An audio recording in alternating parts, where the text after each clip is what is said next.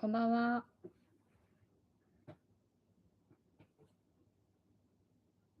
こんばんは。ちょっとインスタはエフェクトを使わせていただいております。今日ちょっと YouTube も同時配信にしているんですけども、画角ほぼ同じなので好きな方でご覧ください。ありがとうございます。こんばんは。久しぶりにインスタライブなので、ちょっとね、開始のボタンの位置がわかんなくなっちゃって、遅れちゃいましたけれども、こんばんは。どっちかね、見やすい方で、はい、見てみてください。しっかりとコメントも見れております。なんか久しぶりじゃないですか、インスタライブ。ちょっと緊張してるんですけど。YouTube ライブちょっと慣れてきたところで、インスタライブちょっと久しぶりで、ちょっと緊張しますね。ありがとうございます。あ、早速YouTube いいね、グッドボタンありがとうございます。こんばんは、ありがとうございます。なんか久しぶりにちょっと夜やってみようと思って、月1でライブをやらせていただいているんですけれども、普段もうしばらくはもう YouTube の方メインでやってるんですけれども、久しぶりにちょっとインスタの方でもやらせていただこうかなと思いまして、はい。両方同時に配信をさせていただいています。なので YouTube はちょっと横なんですけど、ちょっとね、チラチラしてますね、YouTube の方ね、画面がね。申し訳ないです、こんな感じで。はい。ありがとうございます。あ、もういいねを。ありがとうございます。なんかこの YouTube ってハイプっていうのがたまに出るらしくって、もし私の動画でハイプが出たら、ぜひハイプ押していただけると嬉しいです。はい。ウェーブもたくさんありがとうございます。はい。今日は、何を話すかっていうところなんですけれども、これコメントで固定した方がいいのかな？ま、いいか。今日はですね、何をするかっていうとですね、ただのおしゃべりなので、皆様お好きなように、コメントを残していただいてですね、ちょっと夜お話ししましょうかっていう感じで。ちょっとだんだんネタ尽きてきたっていうわけじゃないんだけど、ネタはね、たくさんあるんだけど、ちょっと日中に時間が取れなくなってきちゃったので、ちょっともう私のトーク力でなんとかごまかそうかなと思って、今日はちょっと夜にしております。やっぱり9時ぐらいがいいですよね。10時スタートだと終わるのが何時になるのかわかんないのでね。はい。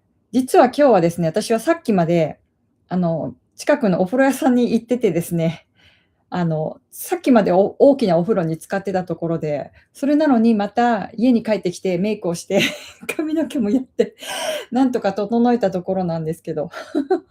皆さん今お風呂入ってないですか？そんな時間ですよね。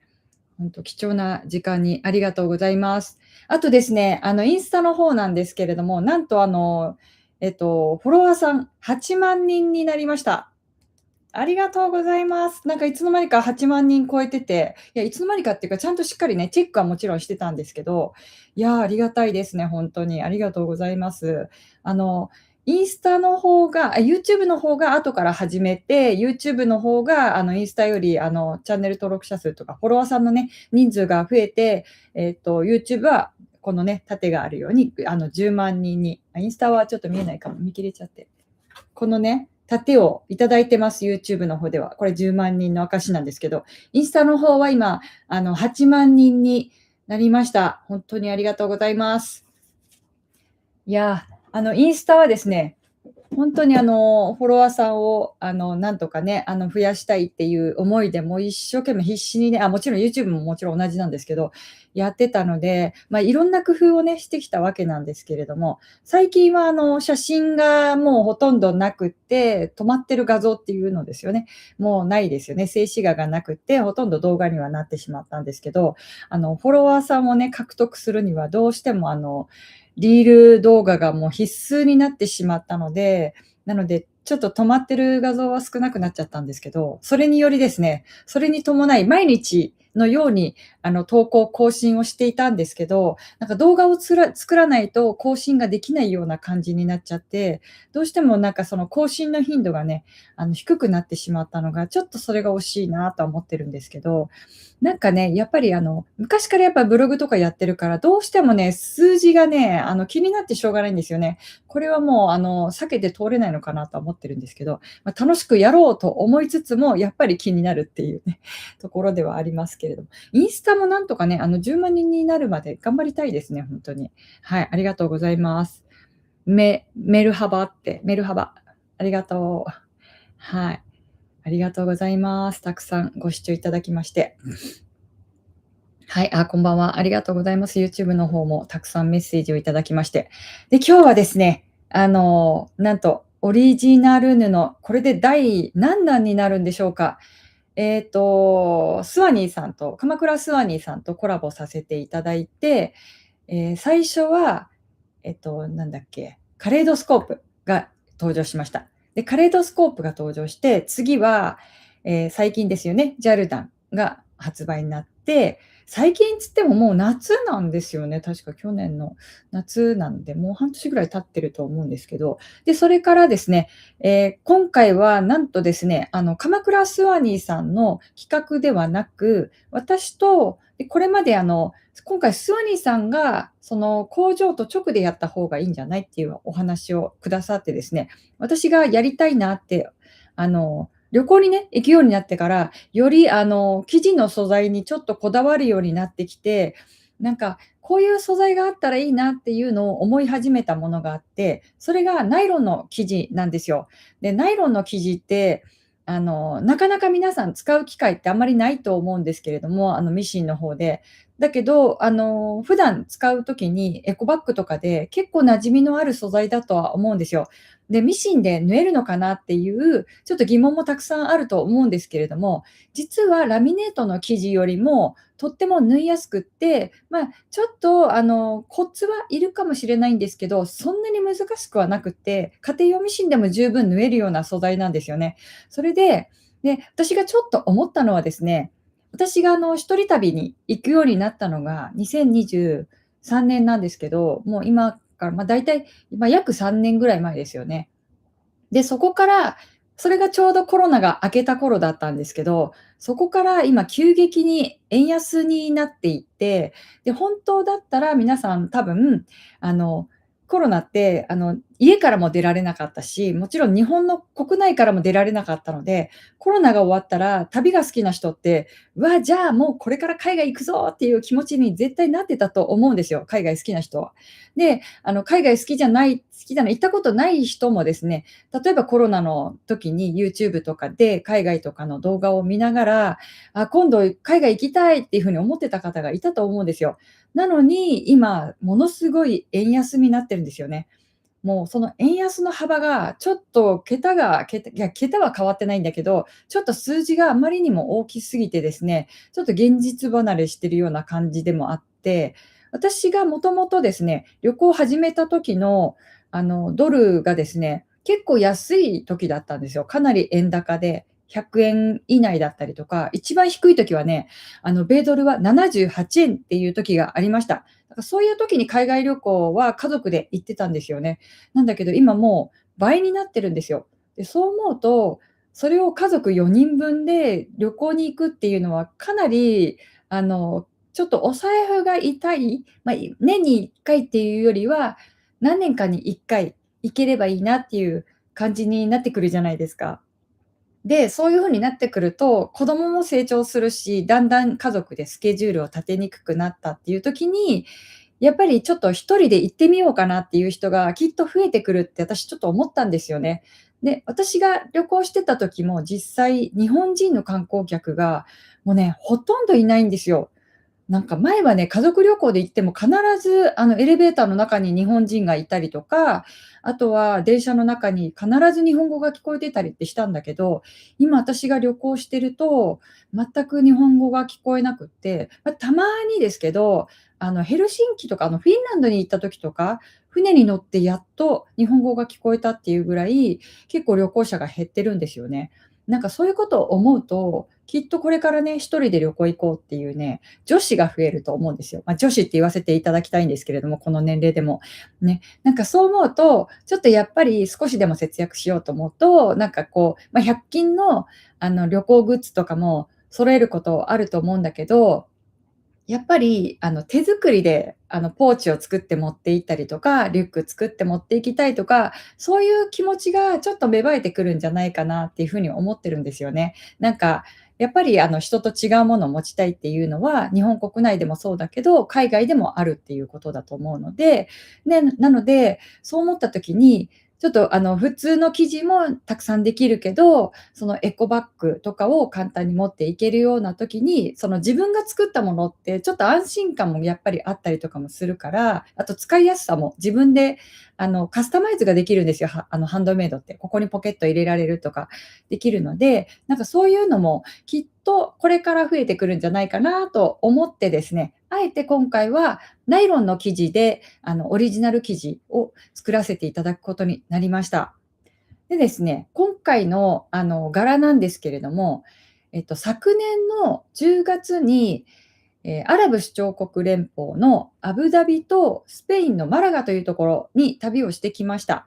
で、今ですね、動画の方は、今回のこのハンドメイドのメインチャンネルではなくて、ネージュの小部屋っていう旅チャンネルがあるんですけれども、そちらの方に公開するようにしたんですね。なので、ちょっと髪ボサボサだね。まあいいか。そう、なんか、そういう風にちょっとチャンネルを分けたんですよ。去年の春から。だからこれまでハンドメイドチャンネルの方で旅チャンネルをずっと上げていたんですけれども、もう新しい昨年の旅からは、ちょっとネイジの小部屋っていう新しいチャンネルの方で公開してるので、そちらの方もね、ぜひご覧いただきたいなっていう風には思ってるんですけれども、で、インスタの方もね、実はね、トリップって言って旅専用のアカウントがあるんだけど、なかなかね、うまく時間を工夫しながら更新ができなくって、ちょっと止まっちゃったりはするんだけど、気まぐれでやったりとかはしてますけどね。はい。一人で海外に行けるなんてすごいです。そうですか。大丈夫ですよ。皆さん行けますから。私が行けるんだもんだって。もうなんかそういう危ないとかそういう考えずに行けば行けちゃいます。行ける。パスポートさえ持っていけば大丈夫。パスポートとお金だけ持っていけば、海外行けますんで大丈夫ですよ。そうそうそう。なので、今回のそのアブダビとかを行った時の、行った時もですね、すでにその布を作ろうっていう話がもう出てて、じゃあ、その現地でまた、モロッコに行った時と同じように、ちょっと生地に落とし込めるような柄をちょっと目に焼き付けてこようということで、写真とかもね、撮ってきてたんですけど、アブダビもね、旅動画ご覧になった方は分かると思うんですけど、イスラムのね、すごい柄が、すごい総柄がね、天井の方までずっと続いてるような建物があって、すっごいもうね、美しいんですよ。もうそれこそ、布にしたら、綺麗にこうまっすぐこう、中央が揃ってなきゃいけないとか、横が揃ってなきゃいけないみたいな感じの柄だったんだけど、でもなんかそれでも生地にしたらいいなっていう風に思いましたね。ソレイヤーノの生地とかが、なんとなく近いような感じはしてます。はい。はい。ナイロン生地、とても楽しみにしています。ありがとうございます。そう。それで、本当は1柄やる予定だったんですけれども、その私が送った、こういうの見つかりましたって、どうだってこう写真をいろいろ送ったんですよ、担当者の方に。そしたら、もう1柄やりましょうっていうことになって、なんと次はですね、2柄出るんですよ。しかもナイロン生地で。すごくないですか？ナイロンの生地。しかも発売日も決まっております。これはね、告知していいのかわかんないので言えないんですけれども、夏頃になりました。はい。で、本当はナイロンの生地って、あの、雨の季節とかによく役立つものなので、6月とかね、発売されたいっていう風には言われてたんですけど、実は私はですね、4月から3ヶ月ぐらい不在になります。なので、ちょっとその不在の間ですね、何もできないんですよね。なので申し訳ないんですけれどもということで、ちょっと時期を遅らせていただいて、なので発売は8月ぐらいになるので、私が6月の末ぐらいに戻ってくるんですけど、そっからもうすごい勢いで告知をさせていただこうと思っております。なんだけど、サンプル記事が実は届いていて、で、インスタのストーリーとかでは紹介してるんですけれども、今日ちょっとそれをですね、紹介したいと思います。前置きが本当にいつも長くて申し訳ないんですけれども。今から本題です。はい。で、ちょっとですね、記事を見ていただきたいなって思ってます。これはですね、今サンプルで届いてて、サンプルの記事がね、このぐらい。だいたいですね、長くて20センチだったかな、短いと15センチぐらい、このぐらいのサンプルの生地があって、それをですね、もう早速届いてすぐ作品にしたものがあるんですけれども、全部の色が、全て販売されるわけじゃなくて、この中から、4柄から4色か5色っていう風になるので、どっちか決めなきゃいけないってことになってます。で、私はもう決めて、もうこれでお願いしますっていう風に、もう答えは出しているんですけれども、皆さんはですね、ここから何がほんとにその布棚に布屋さんに並ぶかっていうのを想像しておいてください。ちなみにですけど、多分スワリーさんも店頭に置いてくれると思ってます。スワニーさんが仕入れいや、お取引のある、工場なので。なので、これまでオリジナルの生地販売させていただきましたけれども、その販売店さんもきっと同じだと思ってますので、このインスタライブご覧になられてるといいなって思ってます。なので、私、いっぱい宣伝しなきゃいけないんですよ。責任重大なんです、ほんとに。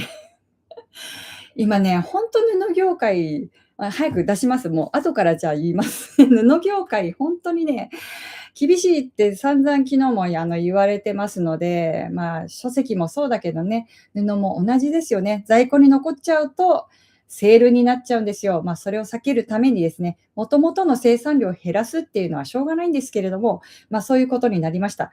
なので、まず1枚目からじゃあ1枚目っていうか順番に紹介していきますね。はい。まず、こんなカラーになりました。これちょっとエフェクトになってるから、インスタでご覧になられてる方、後で YouTube 見てください。エフェクトだからちょっとわかんないかもしれない。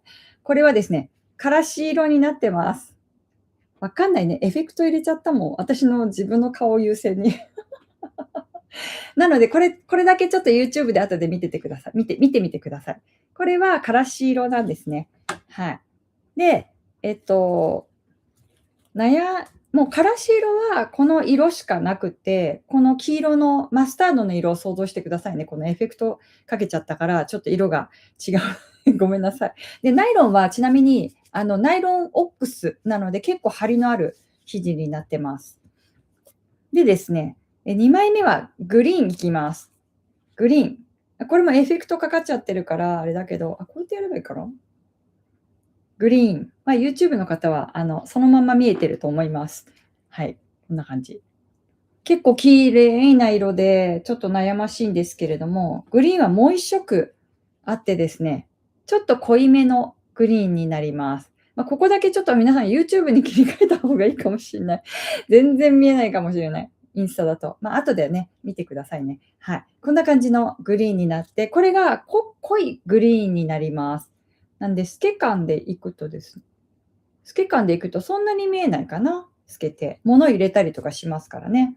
透け感大事なんですけど、これもそんなには色がついてるので大丈夫です。で、これをどちらにするかっていうので、もう決めてありますけれども、はい、こんな感じなのと、あとグレーも2色あります。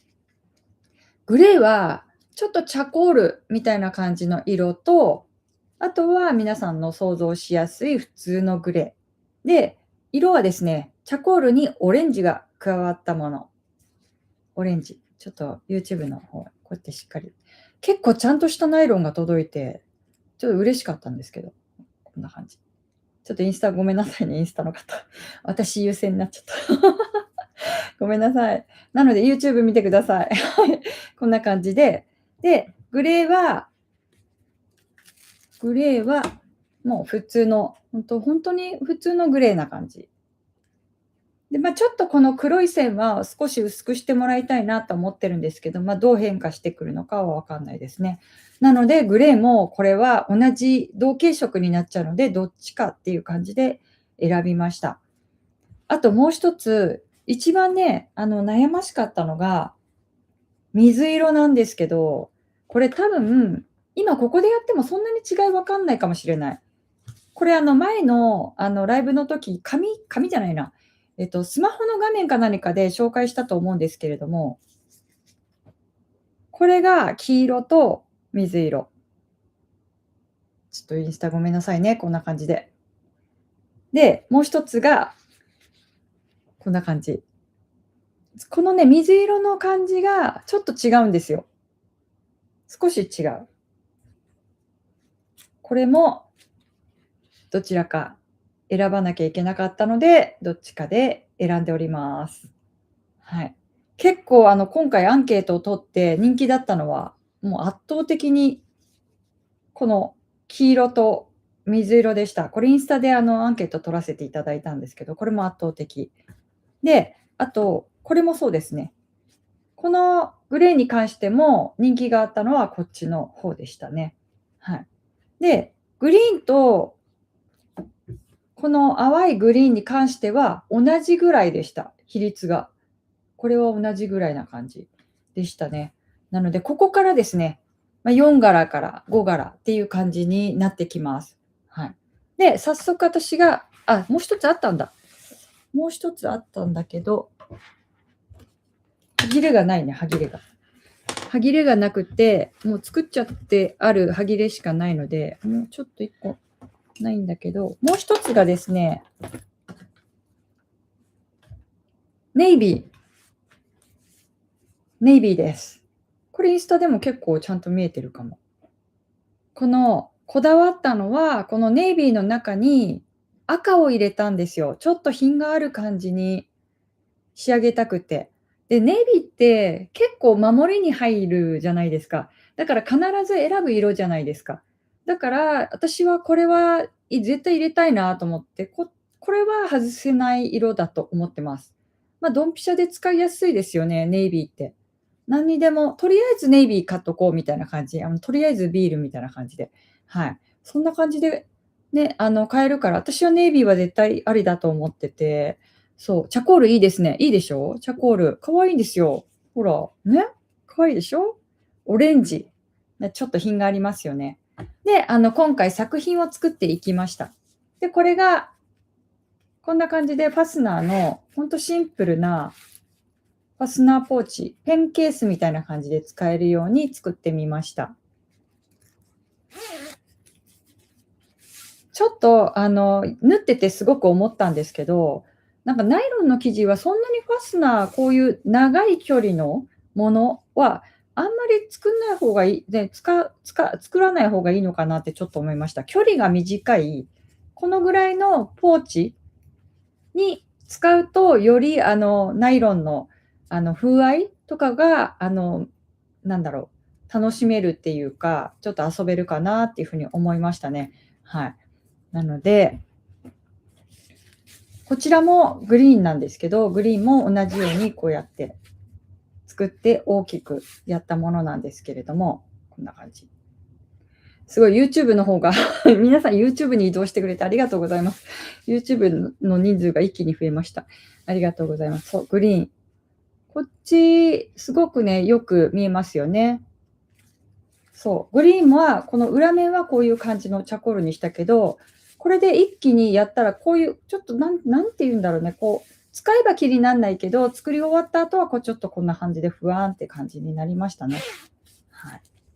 なので、これはこれでいいなと思って、これは旅に持ってこうと思ってますからね。はい、どんな感じで。やっぱり形になると、雰囲気が全く変わってきますよね。こうちょっと平たく置いて見てるのと、やっぱり形になってこういうのを合わせていくとかすると、全然雰囲気が変わってきますので、このナイロンのポーチもぜひ作ってもらいたいと思いますね。はい。それでですね、グリーンの淡いグリーンの方、これも可愛くって作ったんですけど、これはね、これ分かります？透明なビニールの透明なもの。これに合わせました。これにやると反対側もこう透けて見えるじゃないですか。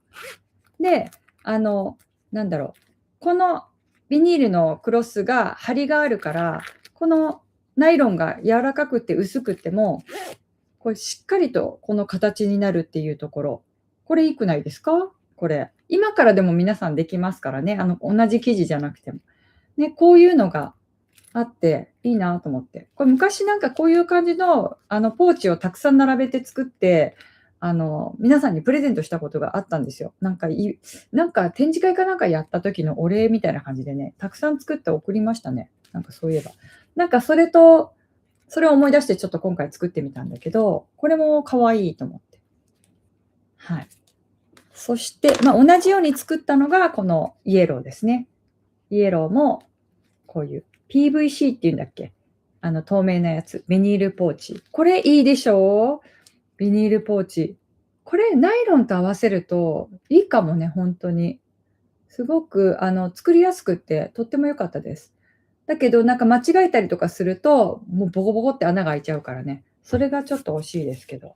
これからの季節はいいと思いますよ。で、私は旅行に行くのに、やっぱりこういうポーチ持っていきたいって思うのは、あの、次回もですね、リュック1個で行く予定なんですよね。行くんだけど、で、その時にリュック1個だと、こう、バーって開けた時に、ポーチとかで仕分けをするんだけど、どこに何が入ってるのかっていうのを分かってても、いちいちこう開けて探しちゃうじゃないですか。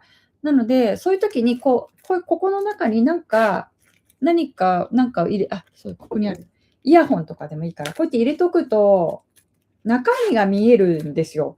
もうこれが良くて、もう何でもそうなんだけど、中身が見えないと、とりあえず全部開けちゃう、どこに入ってるかなって開けちゃうじゃないですか。なので、こういう風に中身が見えるといいですよね。あと今なんだっけ、推し活とかで、ここにぬいぐるみを入れて持ち歩く方も増えてますよね。なので、これちょっとおすすめ。ほんと。ね、ビニールポーチ作りたい？作りたいです。ほんとですか？ちょっとこれ、久しぶりに YouTube 撮ろうかな。なんか最近なんか全然動画撮れなくなっちゃって、撮ってもその編集がなかなかね、もう追いつかなくなっちゃったんで、ちょっとじゃあ次これやれたらいいな。はい。海外へ行く目的は生地探しですか？で、その生地探しなんですけど、生地探しもあるんだけど、生地探しっていうよりね、最近は布よりもデザインになってます。だからこのデザインとかも海外で見つけてきたなんか壁とかで描かれたものだったりとか、それを写真に撮って、こういう風にデザイナーさんがね、こういう風にちょっとずつ変えてくれるんだけど、なのでね、これもね、どれだっけな、これ大きい柄じゃないからわかんないかもしんないけど、これだったらどうかな。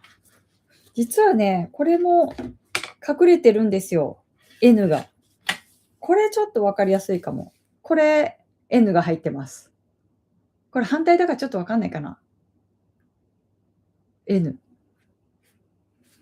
こんな感じで、ちょっとそういう風に元の柄がちゃんとあるんだけど、そこからイメージを取り入れて、少しデザインを変えてるっていうような感じですね。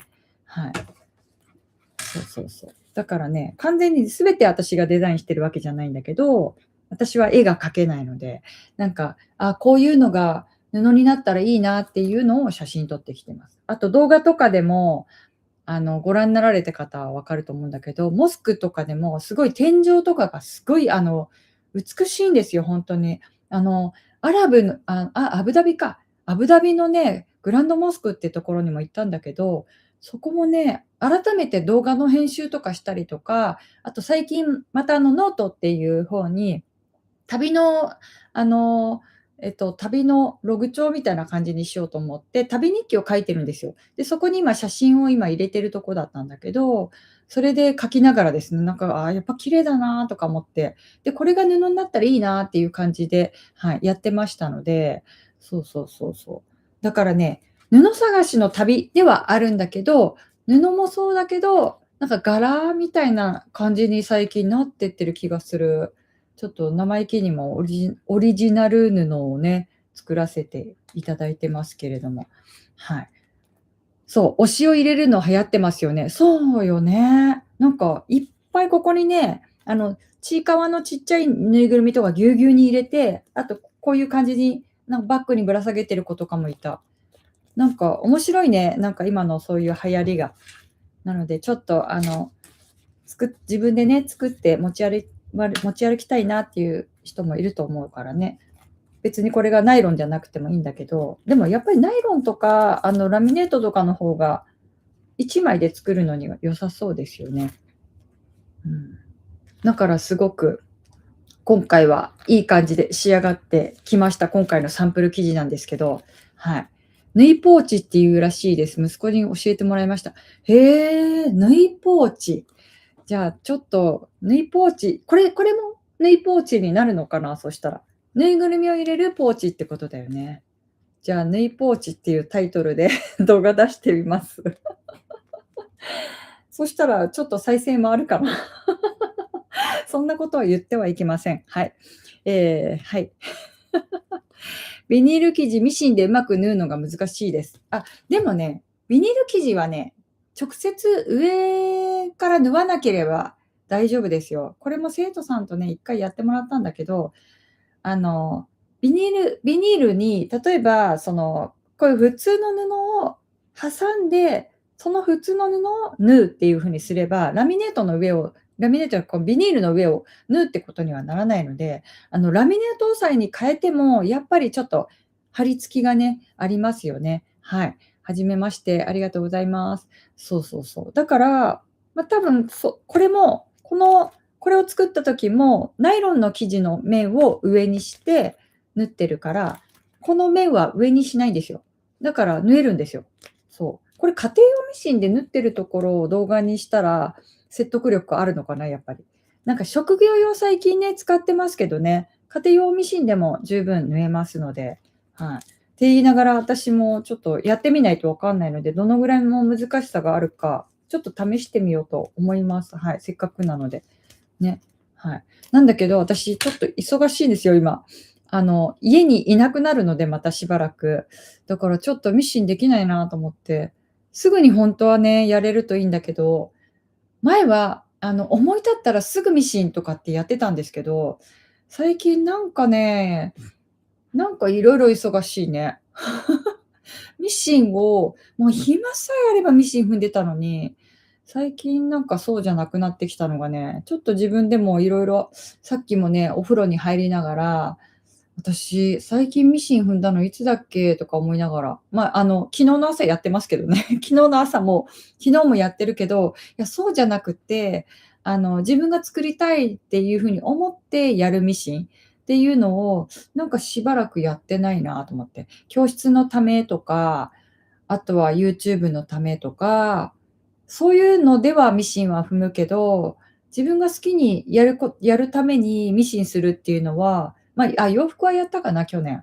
なんかそういう時間を作っていって、ちょっとバランス取らないと、楽しめないなっていう感じにね、なってきちゃったので、なので、YouTube も、せっかく作るんだったら YouTube やっとこうみたいな感じではあるんだけど、そういう感じでやってるので、少しちょっとね、そういう部分が、減りましたよね。でも最近、YouTube の方で、ユーアさんの生地を使った、大きなね、パッチワークの生地の作ってるところの Vlog を配信させていただきましたけど、あれはめちゃくちゃ楽しかった。ここで、ただただまっすぐ縫うっていう。で、あれは何になるんだっていうね、なんか途中なのにもう動画を仕上げたような感じにしちゃったんだけど、あれはすごい楽しくて、なんか全部パズルみたいに繋げていくっていうことをしたんですけど、よかったら、YouTube まだ見てない方は、見てみてください。すごくいいですよ。以前紙を挟んで縫いました。後から紙だけ外しました。いいですよね。クッキングシートってよくアイロンの当て布に使うんですけど、あれでも、いいですよ。あれもベリベリって剥がせますよ。ただね、剥がすのうまくやらないと、ミシン目がね、ちょっと浮くんですよね。そう。だからちょっと優しくさーってやるとかね、いいかもしれないです。うんうん。ぜひぜひやってみてください。はい。ありがとうございます。そう。で、こんな感じで、ナイロン生地進んでるんですけど、もう一柄の方はですね、これもやっと、今日、柄の方はもう提出して、色も出来上がってるところで、今度のもう一つの柄の方は、地色っていうんですかね、これだったら例えばグレーですとか、黄色ですってなるんだけど、今度のは、地色はね、ほとんど変わらなくて、あのベージュっていうか、生成りの色っぽい感じになって仕上がってきます。だから、ちょっとどうなるかな、どうなるんだろうと思って、ちょっとドキドキなんだけど、面白い生地が出来上がってきますよ。多分皆さんが、これあんまり見たことないなっていうような感じの柄になるので、ちょっと楽しみにしててください。はい。今見せたいんだけど、スマホ使ってるから見せられなかった。はい。初めまして、ご覧いただきありがとうございます。ちょっとお茶飲ませてくださ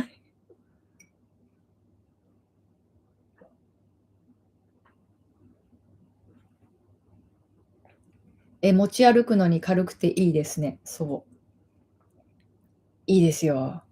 ビニールポーチいいね。なんか私もなんかこれ作ってて思って、可愛いなって久しぶりに思いました。だから旅行のバッグ、旅行に今度これは持っていこうと思ってるんですけど、よくアクセサリーを入れてね、持ち歩いてました。これが例えば半分とかになって、こういうちっちゃいね、ポーチになってもいいですよね。こんな感じの。これだったらさ、何でも使いますもんね。ここにリップとか入れたりさ、して、こんな感じの。よくある感じですよね。すぐ作れちゃいます。はい。で、昨日ダイソーとかに行ってたんですけど、ダイソーとかで、前はDIY できるものとかも探してたんですけど、最近はね、旅行に持っていけるものみたいな感じで探すようになっちゃって、したら結構ちっちゃいポーチね、売ってるんですよね。こういう、それこそ今紹介したみたいな、こういうのとかたくさん売ってて、なんか作るより買っちゃった方が早いじゃんっていうふうに思っちゃったんだけど、まあでもね、手作りは手作りで楽しめますので、はい。ちょっと、なんとかね、作って持っていこうと思ってますけどね。今回作ったやつも連れて行こうとは思ってます。はい。そんなところです。はい。ありがとうございます。で、それからもう一つの、お知らせとしてはですね、オンライン講座のミルームさんのオンライン講座なんですけれども、そちらが、おそらくですけど、それも、本当は4月開講というスケジュールで進んでたんですけど、やっぱり私がいなくなっちゃうので、ちょっと早まって、来月になるかもしれないという感じでしたね。はい。まだこれ見せてないけど、こういう感じの巾着も作ります。可愛いでしょ？なんと次回はキャスキットソンです。すごい可愛いキャスキットソンの生地を使ってポシェットを作りますよ。これはまたね、改めて動画撮りたいと思います。今日は夜なのであんまり綺麗に映らないと思うんだけど、YouTube は綺麗に見てる。この後ろ面がストライプになってて、こんな感じの可愛いやつ。はい。素敵にハンドメイド、楽しく読ませていただきました。ありがとうございます。嬉しいです。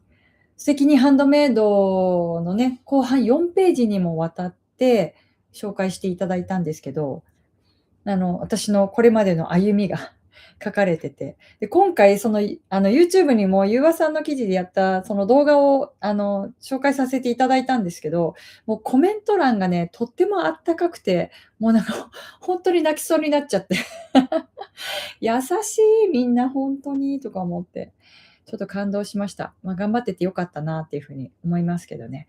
はい。これからも楽しみながらやりたいなとは思ってますけど、はい。ありがとうございます。はい。春らしいですね。そう、春に向けて生地を選びました。キャスキットソン、可愛いよね。なんかキャスキットソンのお店が表参道にできたっていう話を聞いたんだけど、ほんとなんでしょうか？なんか、日本撤退っていうのが1回あったような気がするんだけど、撤退なのか、なんかなくなったとかっていうのを聞いた気がするんだけどね。キャスキットソン可愛くて好きです。ね。可愛いですよね。結構大柄なんですけど、もう一つは、これ巾着なんだけど、メインはポシェットになってて、これです。可愛いよね。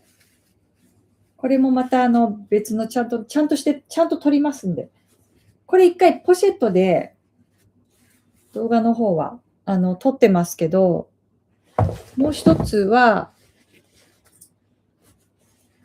ワンショルダー。だからどっちが好きなサイズになるように2つのパターン、2つのパターンで作りました。なんかポシェットも可愛いけどね、ショルダーも可愛いですよね。こんな風にしてます。またこれは後日、YouTube の方で紹介をしたいと思いますので、そちら見てみてください。で、さっきの水色の生地でね、作った巾着があるんですよ。これも可愛いでしょ、これ。巾着。こんなのをいろいろ作ってました。これもそう。これもグレー。これはちょっとボツコになってしまいますけど、一応作ってあげました。ボツコだけど、でもこれは作り方、YouTube で紹介してますよ。1枚布で、1枚で2枚の布で作るってやつですね。これで、ぺったんこな巾着。何でも使えますよね、こういうのって。薬とか入れたりとかしてね。はい。ちっちゃい巾着。こんなのも作りました。いいよね、こういうの。なんか適当に作った割には意外と可愛くできてて、ちょっと気に入ってるんだけど、サイズとかも何にも測ってないから余り布でやってみました。はい。ありがとうございます。はい。でですね、その旅行の話なんですけれども、私はですね、その YouTube、今ですね、今日で第17回とかになるのか。インスタじゃない、YouTube ライブをね、毎月やるって決めてやってるとこなんですけど、来月はまだあるので、ここでできるんですけど、4月からはですね、3ヶ月間ぐらい日本にいないのでできなくなっちゃうんですよ。だから、ちょっとこんな感じで、多分現地ライブみたいな感じでやれたらいいなっていう風に思ってるので、ちょっと、練習も兼ねてやってるような感じなんですけど、それでですね、あの、インスタも今回ちょっとアーカイブに残そうかなっていう風に思ってるんですけど、ちょっと私のね、行き先をこれからちょっとお話をしますので、ちょっと情報収集をしたいんですよね。なので、その旅先でどういうところがあるよとか、ここおすすめだよとか、過去に行ったことがある方がもしいらっしゃったら、ちょっとコメント欄から教えてもらいたいなと思っていて、で、先日もですね、スレッズでちょっとイスタンブールの話を書いたら、結構皆様からコメントをいただけて、すごく調べるのにもすごく役立ったし、で、私も何も無知で場所を決めてて、行きたいところだけは決めてたんですけど、その他に日程が余っちゃった時にどうしようっていう風に思ってて、で、それでちょっとそういうのを書き込んだらですね、そういうコメントをいただいたので、ちょっとこれから、行き先を少しお伝えするので、もし行ったことがあって、ここのお店おすすめっていうのがあったら、ちょっとコメントいただきたいなって思います。で、私がですね、今回行く場所なんですけど、これね、そう、これね、このスマホ皆さん、そう、いくらだと思います？これ。これ iPhone じゃないんですよ。iPhone じゃないの。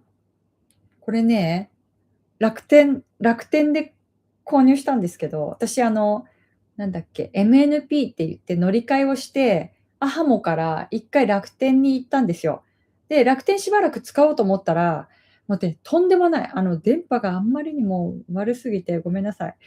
で、結局すぐまたアハモに戻ったんですけど、その時に1円スマホでもらえたスマホです。すごくないです？これギャラクシーなんですよ。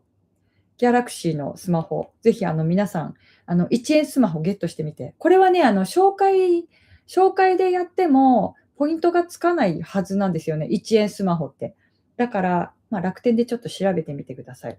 で、ギャラクシーが出たのがちょうどね、私が乗り換えた月からだったので、なくなることはないとは思うんだけど、乗り換え予定の方はやってみてください。これはね、旅に行く時のサブ機として私持っていこうと思って、1円で、購入させてもらったんだけど、これ画面がさ、大きくて見やすいんですよ。こだから、これ結構私今、意外とメインで使ってるっていうね、はい、すごく便利な、Android です。だから iPhone じゃなくて。iPhone はなんか狙われやすいって言うんですよ。だから海外でちょっと Google とかでこう道とか見るのに、まだ新しいから電池の減りも少ないし、だからちょっとこっちをメインで使って、カバンの中には iPhone 入れとこうっていう風に思ってます。1円スマホびっくりですね。昔はでも1円スマホあったでしょ？ほんとに私いっつも1円のスマホしか買ったことなかったんですよ。今もうほんとで自分でも贅沢だなとか思って、なんか十何万とか出してさ、そんな iPhone 買っちゃって。で、2年で売るので、売る時の一番高い状態で売るから、その戻ってくる額っていうのかな、それはそんなには高くないから、実質的にはそこまで高くはないように計算しながらやってるんだけど、せこいから。なんだけど、1円スマホがあった時はね、もう絶対1円でなんとしてでも1円で iPhone を買うってやってたんだけど、今はもうそれができないので、もうしょうがないから別の方法でね、節約するっていう風に切り替えたんですけど、これはおすすめ。しかも、すごい、Android って使いにくくて、遅いっていうイメージがあったんだけど、これまた案件じゃないからね。案件みたいになっちゃうけど、紛らわしいな、私がやってること。ほんとに。だけど、これ、おすすめ。1円スマホで3つ並んでんですよ。アローズとギャラクシーと、あと OPPO かな。OPPO A1 ってやつ。で、並んでて、私最初 OPPO にしようと思ったんだけど、ギャラクシーっていう名前だけで、これサムスンなんだけど、せこくないですよ。賢いですね。ありがとうございます。ありがとうございます。なので、1円です。で、これも言っていいのかわかんないんだけど、だからその電波がほんとに悪いので、で、アンテナはちゃんとしっかり立ってるんですよ。だからもういけるって思ってて、私も結構散々ブログでも、宣伝してたし、だけど、必ず2回線だったんですよね。主回線にはしてなかった。だけど、主回線にした途端、電車で都内に行った時に、駅に止まるたんびに YouTube 止まるんですよ。くるくる回り始めて。「何これ」とか思って。で、今英会話とかも行ってるんですけど、英会話が高田馬場にあって、そこで、海外の人とこうトークするのに、Google マップを開いて世界地図を見るんですよね。今、その「どこから来たの？」みたいな感じで見る時に、くるくる回るんですよ。全然説明できなくって、もうストレスでしかなくて、ごめんなさい、楽天回線の楽天の利用者が多分増えたのに、その供給が足りてないらしいんだけど、だからもう無理とか思って、アハモに戻りました。なんだけど、私は一応ショップとかやってるので、メイン回線をショップでちょっと公開するのは控えてるので、もう1回線はちゃんと楽天で使ってるんだけど、主回線はやっぱり元に戻さなきゃいけなくって、なのでこのスマホは残り、でも楽天の回線はちゃんともう1回線、電話用、家とかから、電話代が無料になるんですよ。その無料っていうか、月に980円とかを払わなきゃいけないけど、回線費用として。で、海外行った時は2ギガ使えるし、それはすごく便利で役立ってるんだけど、日常使いは、ダメ。なのでドコモにしてるけど、このスマホはおすすめです。はい。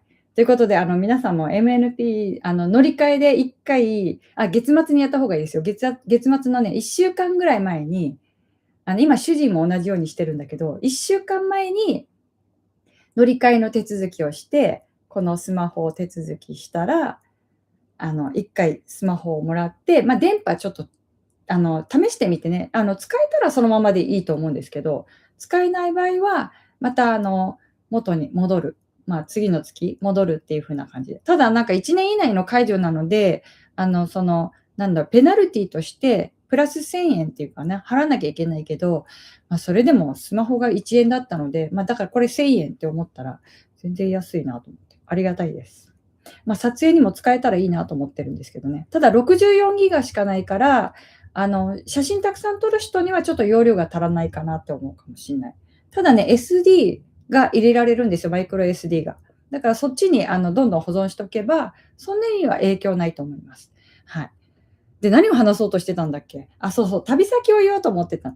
旅先を旅先を言うのに、このスマホを見なきゃいけなかった。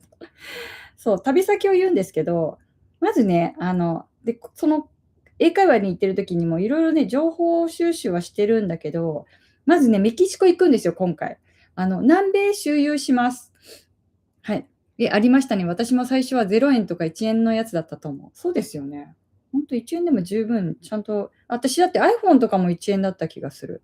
はい。で、まずね、これからご覧になられた方は、今私は何を喋ってるのかっていうとですね、これから予定している、海外に行く旅程を話します。で、その旅程で、皆さんが海外で行ったことのある場所があって、ここおすすめだよっていうところがあったら、コメントください。で、ここ行った方がいいよっていうところがあったら、YouTube でもそうなんですけど、コメントとかチャットで教えてください。それをもとに私はちょっと調べますので、はい。もうもう4月なんですよ。なんかもう、のんびりしてたわけじゃなくて、すごいずっと計画を立ててたんですけど、まだやっぱり日程か、そのスケジュール進められなくて、で、どこ行ったらいいのかっていうのはこれから調べていくんですけど、ルートがやっと確定したのがつい最近なんで、で、まずメキシコ行くんですけど、メキシコはね、滞在時間がすごく短いです。多分、6時間ぐらいしかしない観光ができないの、初日。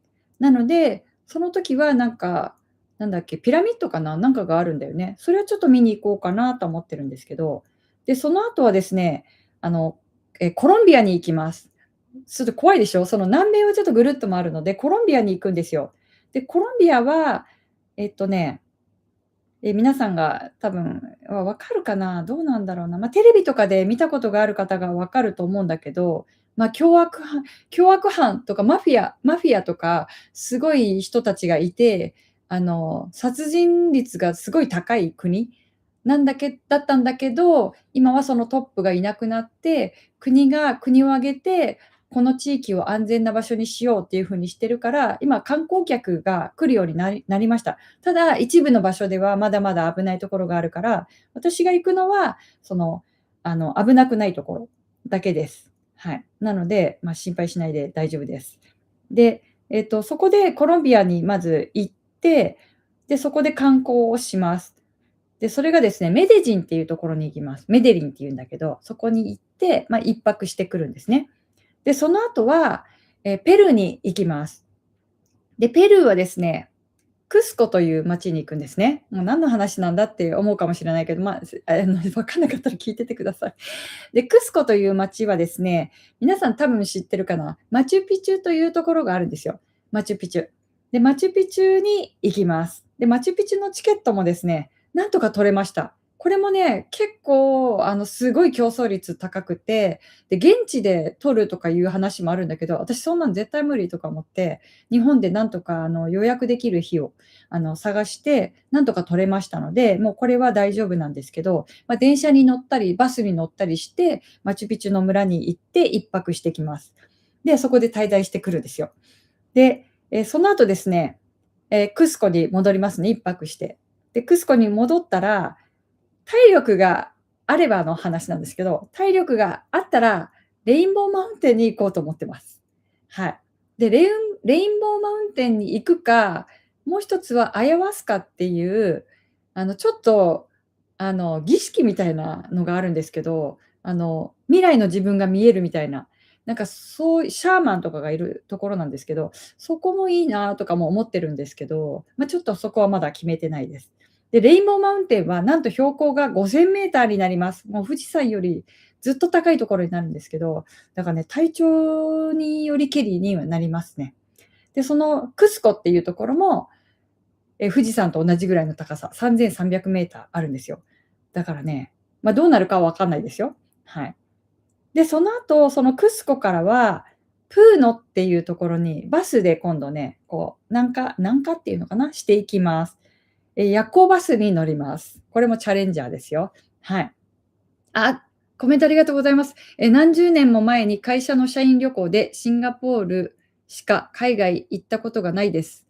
綺麗な街とか素敵なホテルがありました。確かにシンガポールはね、綺麗ですよね。ビル群もね、すごく綺麗。そう。で、そのプーノというところに行くんですけど、プーノはですね、これ書いてないな。皆さん、チチカカ湖って分かりますか？チチカカ湖。チチカカ湖ってね、カタカナのチチカカ湖なんですけど、そこに行こうと思ってます。それは、なんでかというと、皆さん想像してみてください。富士山の上で生活するっていうこと。想像できます？だって富士山の麓が河口湖とかですよ。そうじゃなくて、富士山の上に川じゃない、湖があって、そこで生活してる人がいるんですよ。藁とかを川に浮かべたりして。で、そこがですね、やっぱハンドメイドされる方がいて、そのクスコとかもそうなんだけど、その伝統的な網の、その、なんか織のね、のがあったりとかするんですよ、そのクスコは。結構ハンドメイドが盛んで。なんかそれを見に行きたくて、そこに行きます。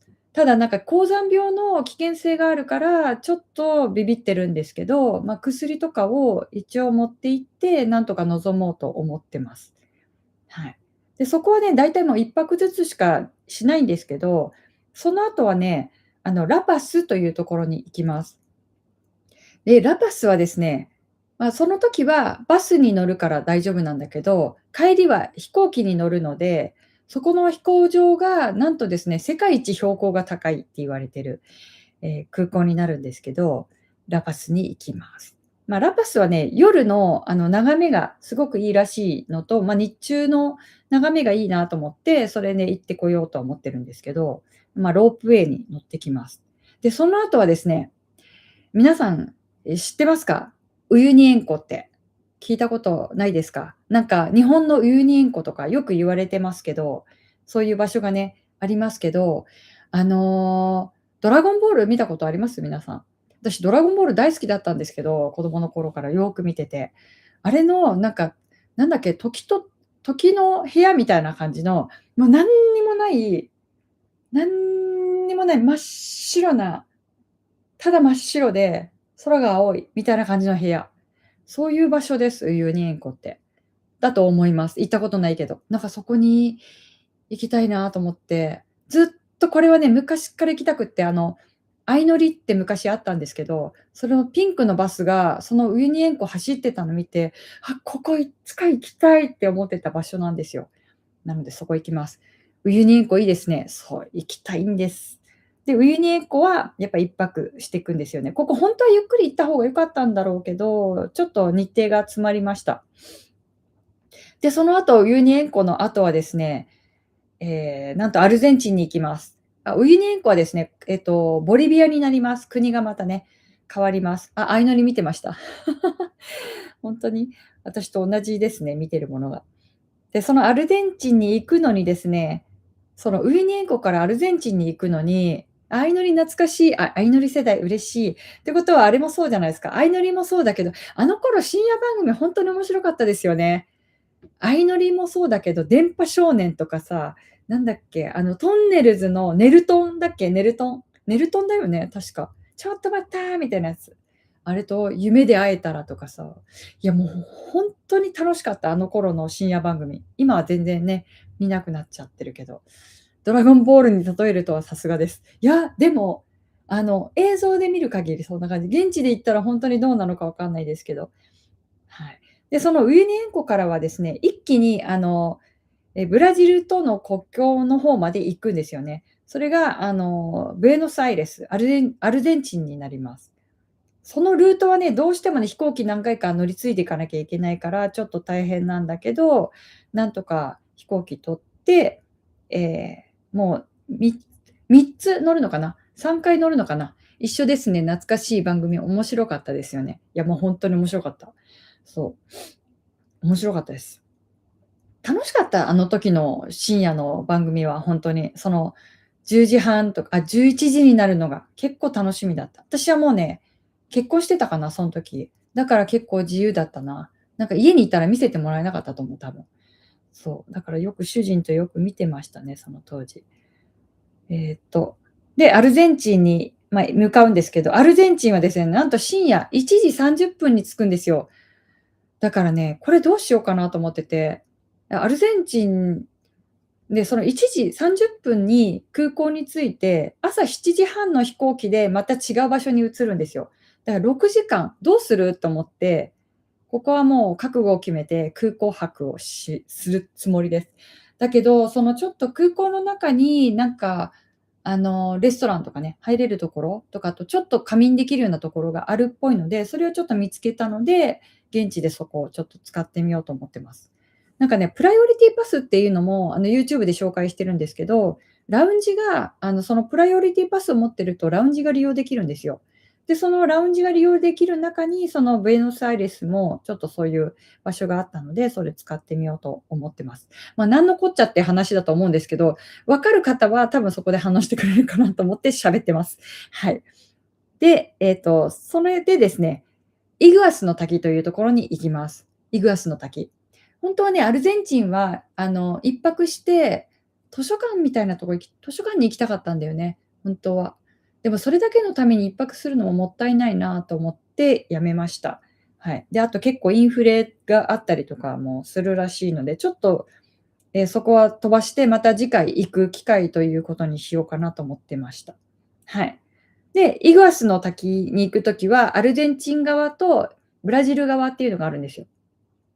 で、私は今回、そのブラジル側の方に、もう両方行くようになったんですけど、で、最後、ブラジルから、リオデジャネイロに行きます。なので、この日本の反対側に行きます。反対側に行くとき、皆さん何するか知ってますか？日本の皆さんっていうやつやるんです。やりますよ、私。やりますから。はい。それを楽しみにしててください。聞こえますかってやりますからね。はい。そう。で、なんかそれで、リオデジャネイロに行ってですね、ここはちょっと1泊して、ブラジル観光はしようかなと思ってます。ただやっぱり、ブラジルもですね、犯罪率がものすごい高いので、結構ビビりながらの観光になります。はい、楽しそうな旅ですね。ハードスケジュールのようなので、体調崩さないようお気をつけいやもうほんとにこれでも、伸ばしたんですけどね、最初なんか2週間もなかったかな、10日ぐらいで回ろうとしてたからね。なんかだいぶ伸ばしたんですよ、これでも。はい。で、リオデジャネイロからですね、ちょっと面白いとこに行きますよ。私、結構ね、乗り物とか飛行機が好きで、乗るのもそうなんだけど、見るのも好きで、次に行くのはね、セントマーチンっていう島なんですけど、ここはね、何のために行くかっていうとですね、ただただ飛行機を見るだけのために行きます。なんのこっちゃって話でしょ。空港行けばいいじゃんって思うじゃない。違うの。違うの。あのね、このね、真上をこう通るらしい、こうやって。セントマーチン調べてみてください。ブワーンって飛行機が飛ぶんだって。で、そこが海岸になってて、マホビーチっていう海岸になってて、で、だからもうだからその飛行機がこう離陸したり、こう到着するたんびにブワーってなるらしいんだけど、それを見に行きます。ただそれのだけのために行きます。だからホテルも高かったの、そこだけ。もう唯一そこだけ高かったんだけど、もう他でなんとかセーブしたから、予算内になったっていうことにしようと思って、もう唯一そこだけ。反対側から「おーい」って言ってください。言います。返事してください、そしたら。言います。「おーい」って言えばいい？「おーい」ってやろう。やります。じゃあ、それだけちょっと切り取って、ここに載せようかな。そう。で、そこからはですね、ニューヨークを経由して、またメキシコに戻るっていう、その一周なんですよ、南米って。で、計算するとですね、何日なんだろう。16日間16日間南米を周遊するような感じ。飛行機が真上を飛ぶのもやってました。すごいところに行くんですね。そうなんです。これね、実はルートをまだ決めてない時に、たまたま読んだ本があって、そのユーチューバーさんの本が。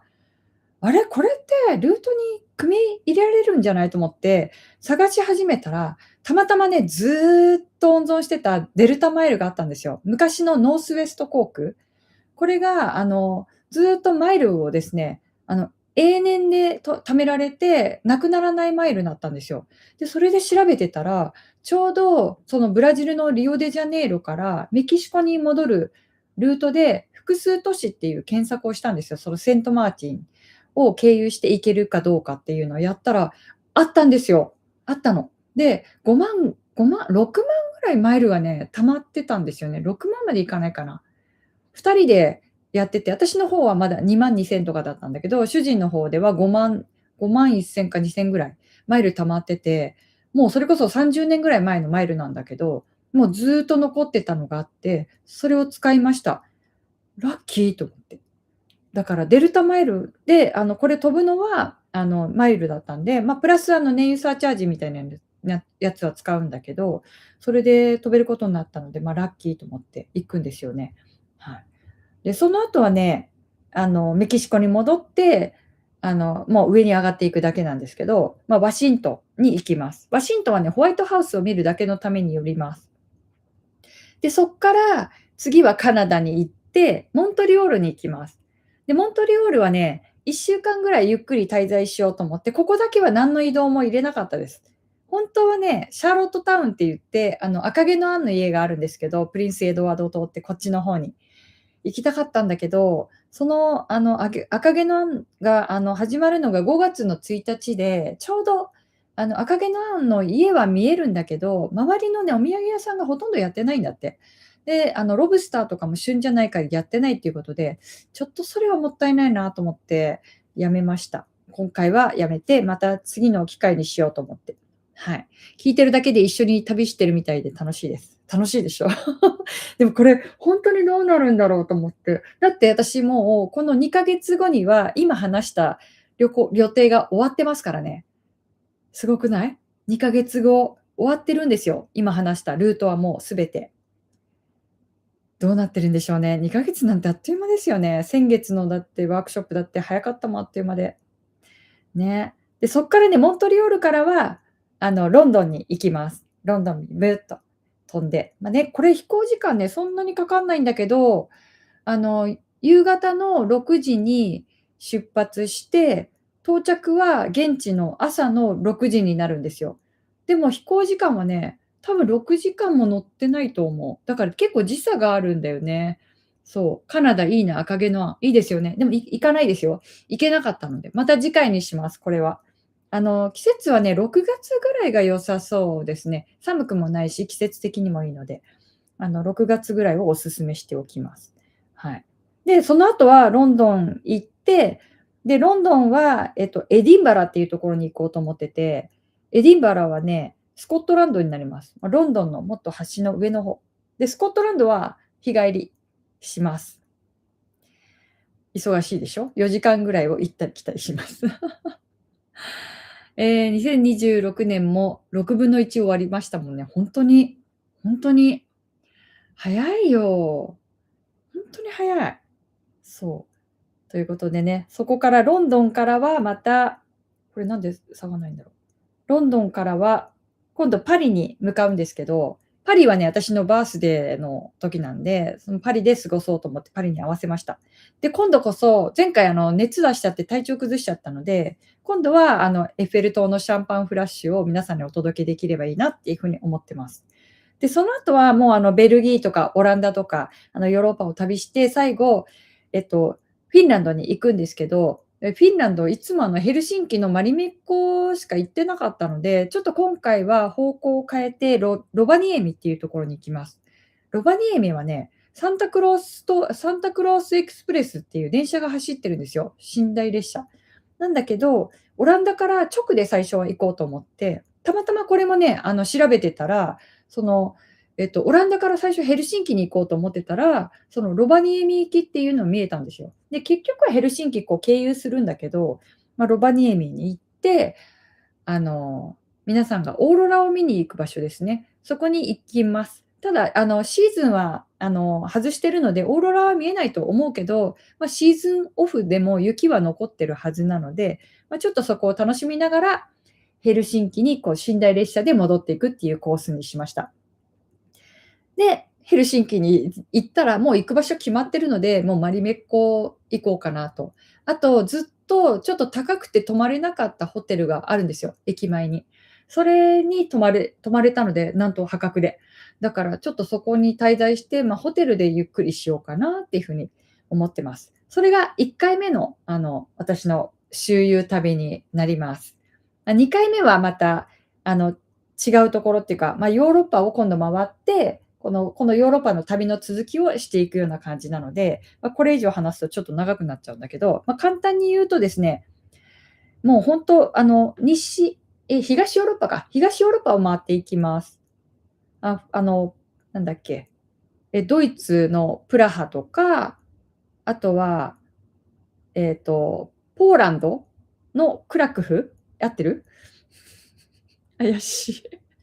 オーストリアのウィーンと、あとはハンガリーのブダペストとか、行きます。あとはね、クロアチア、これはずっと行きたかった。クロアチアのドゥブロブニクに行きます。で、最後、イスタンブール、トルコですね。で、トルコはカッパドキアで気球に乗って、で、そのイスタンブールが結構長く10日間あったので、それで皆さんにちょっとどこ行ったらいいかなっていう風に聞いてたんですよ。で、6泊するのにイスタンブール、カッパドキアも、結局ね、今回4泊することにしたんだけど、これもまだ悩んでるんですけど、で、その後、イスタンブール6泊するって思ったら、ちょっと場所を変えて6泊3泊ずつにしようかなと思ったんだけど、やっぱりね、どうしてもエジプトに行きたいくて、エジプトに行くことにしました。なので、ピラミッドを見に3泊はピラミッドを見に行くことにしたんですよね。なので、イスタンブール3泊、カッパドキアが4泊。で、そのカッパドキアからイスタンブールに行くには、バスで行こうと思ってたら、その途中でアンカラっていう首都もいいですよってお勧めされたので、アンカラに寄ることにしたんですけど、もしかしたらカッパドキアを1泊減らして、なんかね、なんだっけ、これ名前出してなかっ名前ないな。なんだっけな、こうなんかね、塩田みたいになってるところがあるんですよ。こうやってだんだんに。むなんだっけな、名前ちょっと忘れちゃった。そこに行くかもわかんないと思って、まだその辺ちょっと決めてないんですけど、で、それでイスタンブールでのんびりして、で、今度は、タイのバンコクに寄って、最後日本に帰ってくるっていう感じのルートにしました。だからタイのバンコクも何にも調べてないんだけど、またちょっと情報収集しようかなっていう風に思ってます。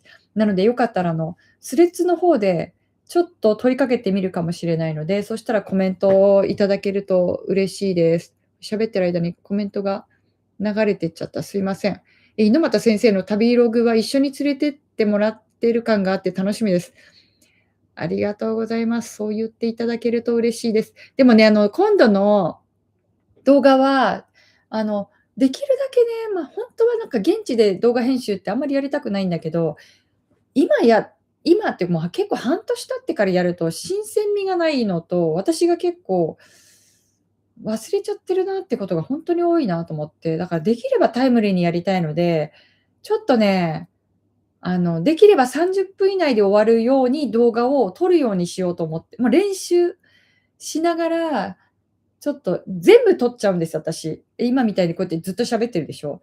なんか、全部伝えたくなっちゃうので、全部とりあえず喋りながら撮っとこうみたいにやるから、それを編集すると膨大な時間になっちゃうんですよね。そう。だから、ちょっとこれいけないなと思って。で、そう思って前回も旅をしてきたんですけど、それでもやっぱり、なんかもう2時間とか3時間とか、3時間はいかないけど2時間とかになっちゃってるから、これをちょっともうちょっとうまく、自分の編集のために、もうちょっとうまく撮影しようとは思ってますね。うん。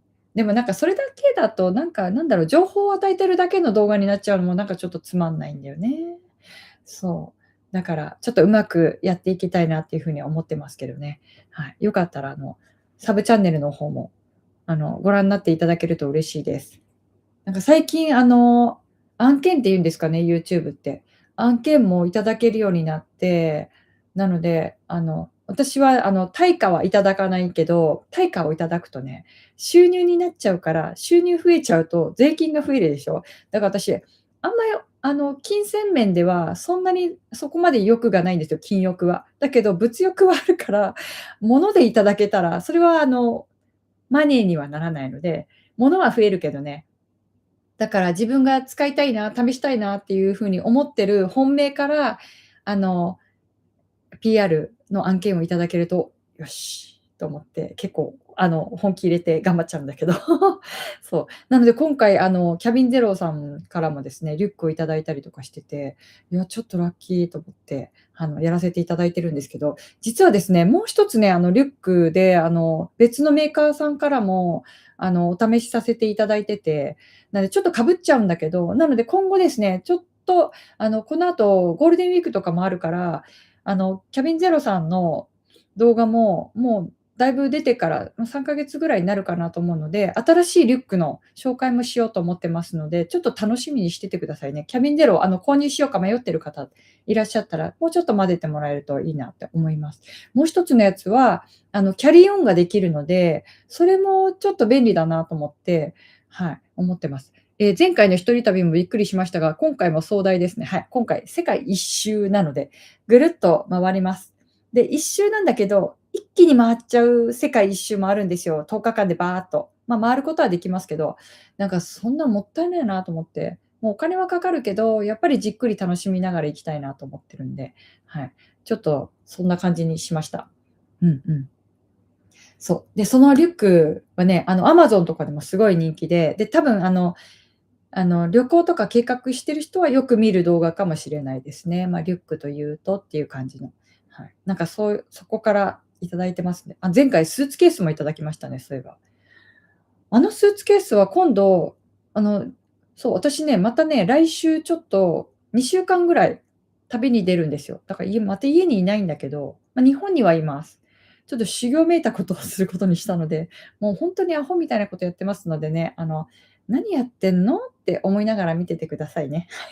なんかそこでちょっとリュックとまたスーツケース使ってみようかなっていうふうに思ってますね。うん。なんか本当はね、ミシンをね、持って行きたいなって思ってるんだけど、ちょっと飛行機に預けられるのかどうかわかんないから、スーツケース購入しました。本当に？ええ、あれ、でも、いいでしょ？まだ届いてないか。ありがとうございます。あらら、嬉しい。あれいいと思う、でも。私、収納する時、これいいなって思いました。S サイズのスーツケース、うち結構あるんだけど、やっぱそれなりに使い分けたりとかしてるからね。あれは普通の S サイズのスーツケースより容量があるのでたっぷり入るから、また使おうって思いましたね。うん。ありがたいですよね、ほんとにお試しさせていただいて。なんか、皆さんのおかげで、見てくださる方が多いおかげで、こういう風にお仕事をいただけてますので、感謝しております、ほんとに。ありがとうございます。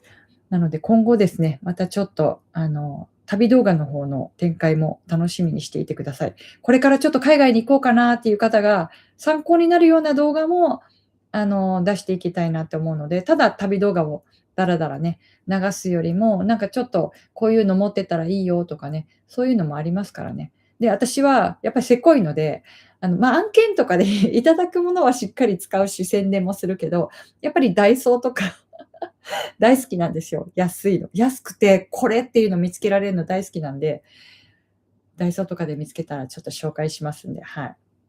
いや、面白いスーツケースでしたね。ね、ほんと面白いよね、あれね。こんな感じなんですよ。ほんと11センチ。私最初、折りたたみスーツケースって、ちょっと前から気になってたんですよ。で、ちょっと楽天とかでも調べてたんだけど、実際に買って試す勇気まではなかったし、いや、そこまでなんかいるかなとか思ってたんだけど、いや、なんか、無料で提供いただけるのであれば試しますみたいな感じです。あの、今しか使えないじゃない、こういう特権。なんか、ね、普通の一般ピーポーになっちゃったら、何もそういう案件なんていただけないですから、もらえるうちは、いただいて、しっかりと使わせていただき、その対価としてしっかりと、皆様に宣伝して、どういう風にいいかっていうのを私は忖度なしにお話をしてますので、はい。なので、じっくり見てですね、やってみてください。なんか結果あんのっていう感じしたけど、全然なかったですね。ただ、1個私が気になるとすればですよ。気になるとすれば、障害保障とかあるじゃないですか、車輪とか。で、障害保障とかってあるリモアって皆さんご存知ですか？なんか有名なね、ブランドのリモアなんですけど、あれも結局なんかね、すごいツイッターとかツイッターじゃない、X か、なんかもうぐしゃぐしゃになって出てきたっていうやつを見て、で、あと保証とかどうしてんのみたいな感じの、なんか流れてきたの見たら、なんか、あれもね、そんな本体までの保証がないらしいですね。障害保障と言われてても。やっぱ車輪とか取っ手が取れたとか、そういうのだったらやるけど、本体がぐしゃって潰れた分にはないらしいので、だからやっぱり消耗品なので、そこまでは期待しない方がいいのかなっていう風に思ったのと、あと、リモアぐらい大手な会社だったらなんとかあると思うけど、小さい会社とかはなくなっちゃう可能性もあるじゃないですか。私がちょっと、あれって思ったのは、皆さんも長く私のその案件っていうか、ちょっと紹介してるの見てる方で、同じものを購入された方は、あれって思うものがあるかもしれないけど、もう一つスーツケースがあるんですよ。で、なんか新しくなんで、キャリーストッパーがついたっていうのを見て、私これ次いいなと思って見ようと思ったら、もうホームページがなくなってたんですよ。だから、そのブランド自体がなくなっちゃったら、結局それまでなんか保証とかっていう風にあっても、その保証は受けられないっていうリスクがあるから、そこがちょっと気になるなっていう風に思ったぐらいかな。でも、消耗品だから、すぐに壊れるってなったら、そんなことはないとは思うんだけど、なんかそこが私がこの自分で私が皆様に宣伝する上で責任を持ってやらなきゃいけないっていうところはそこで、そこもちゃんと私も見極めて、この会社はちゃんと大丈夫かなっていうのもしっかり調べた上で受けてますから、安心して購入されていいと思ってます。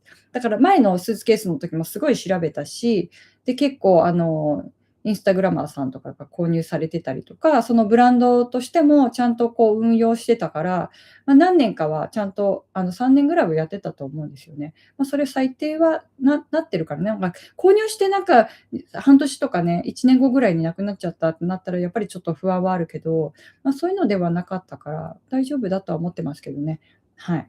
なので、一応自己責任はなっちゃうけど、でも私もこう紹介している以上ですね、責任持って紹介をしているつもりなので、安心して、はい、あの、一緒に使って、おそろで使っていけたらと思います。はい。そんなところでしょうか。はい。たっぷり今日もお話しさせていただきましてありがとうございました。すっかり夜も暮れてきまして、もう10時近くなっちゃった。すいませんね、いつもいつも長話しちゃって、アーカイブでよかったらご覧いただけたら嬉しいです。で、アーカイブでご覧いただいた方ですね、今回の旅の私のルートを聞いて、ここいいよ、おすすめっていうところがあったらですね、ぜひ、コメント欄いただけると嬉しいです。はい。ということで、そろそろ終わりにしようと思います。遅い時間までありがとうございました。じゃあまた、明日から週末になりますね。週末、良い週末をお過ごしください。では、おやすみなさい。